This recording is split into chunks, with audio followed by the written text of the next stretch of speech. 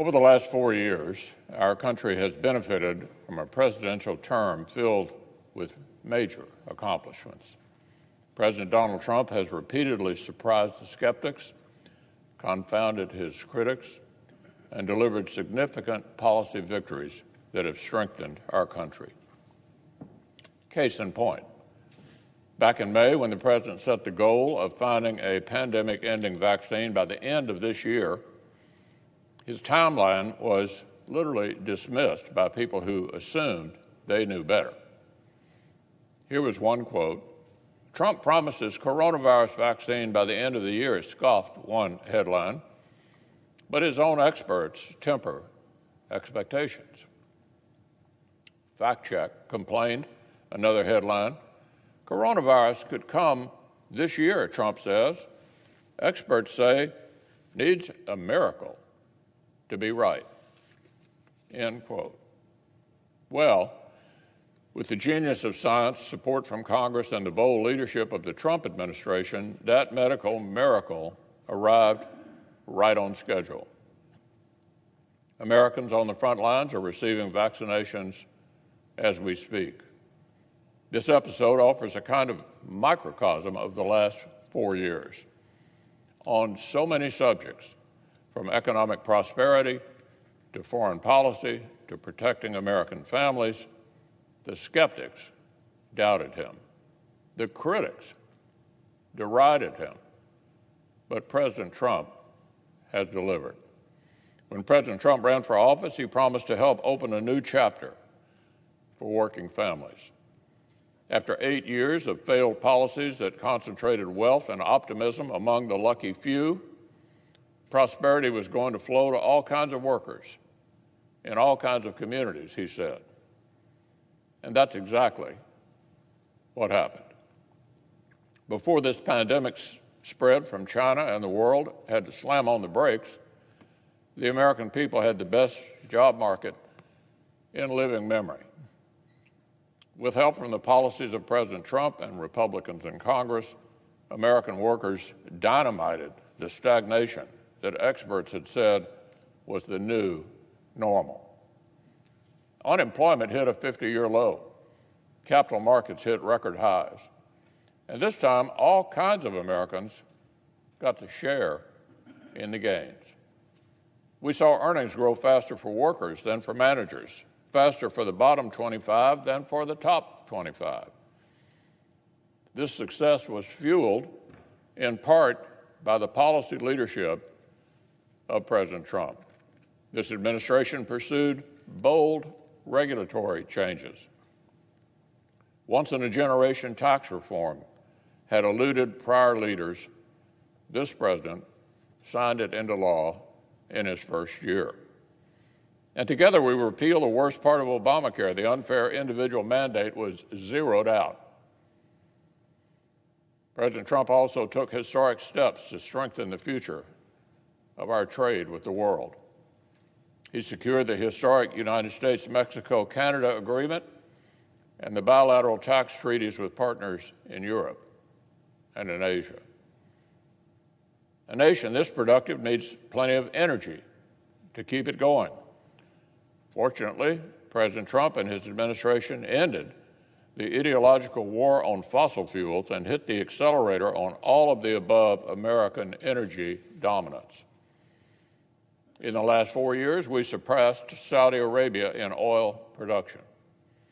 We saw energy exports exceed energy imports for the first year in almost 70 years. Meanwhile, we saw CO2 emissions fall, along with other harmful pollutants. That energy independence has dramatically strengthened our hand with respect to the rest of the world, particularly the Middle East. So speaking of the Middle East, President Trump wasted little time pulling back from the prior administration's disastrous Iran deal. His team eliminated daylight between us and Israel and repaired our relationships with Arab partners. And he aligned these relationships around our common shared interests, countering threats like radical Islamic terrorists and Iranian aggression. Under President Trump's command, our forces took terrorist leaders like al-Baghdadi and Soleimani off the battlefield. The physical caliphate that ISIS established on the previous president's watch was destroyed. All of this paved the way for the Abraham Accords, the historic normalization of relationships between Israel and the UAE, Bahrain, Sudan, and most recently, Morocco. And the potential is there for more on the horizon. Now, the Middle East isn't the only place where the Trump administration has shored up our footing on the world stage. Our 45th Commander-in-Chief set out to rebuild and modernize our military and to move our foreign policy from a chapter of weakness and apology into a renewed posture of strength. 4 years later, we have a new national defense strategy to compete with and deter adversaries like Russia and China. We have rebuilt the military and invested in new technologies to ensure America keeps our edge in everything from cyber to space to advanced weapon systems. And the President's leadership has not stopped with those who are currently serving. He also signed into law the historic VA Mission Act to ensure our dedication to the men and women in uniform does not end when their tours conclude. So clearly, Madam President, the list of American accomplishments since 2016 is nearly endless. There are the many miles of new protections on our southern border. At one point, apprehensions at the border hit their lowest level since the 1970s. Essential causes like religious liberty and the most vulnerable, the unborn, have had a champion in this administration instead of an adversary. There have been historic new steps to conserve our national treasures, like the Great American Outdoors Act. And perhaps most important of all, President Trump nominated and this Senate confirmed 3 outstanding Supreme Court justices, along with more than 220 more Article III federal judges. These are brilliant, young constitutionalists, men and women in lifetime appointments who will renew the judiciary for a generation. All because President Trump knows we need judges who respect the essential but limited job description the framers wrote for our third branch of government. So as you can see, Madam President, it would take far more than one speech to catalog all the major wins the Trump administration has helped deliver for the American people. The outsider who swore he would shake up Washington and lead our country to new accomplishments, both at home and abroad, proceeded to do exactly that. President Trump and Vice President Mike Pence deserve our thanks and our gratitude for their tireless work and their essential roles in all these victories and in many more. 6 weeks ago, Americans voted in this year's general election. The legal and constitutional processes have continued to play out since then. Yesterday, electors met in all 50 states.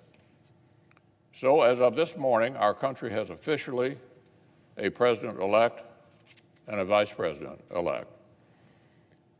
Many millions of us had hoped the presidential election would yield a different result. But our system of government has processes to determine who will be sworn in on January the 20th. The Electoral College has spoken. So today I want to congratulate President-elect Joe Biden. The President-elect is no stranger to the Senate. He's devoted himself to public service for many years. I also want to congratulate the Vice President-elect, our colleague from California, Senator Harris. Beyond our differences, all Americans can take pride that our nation has a female Vice President-elect for the very first time. I look forward to finishing out the next 36 days strong with President Trump.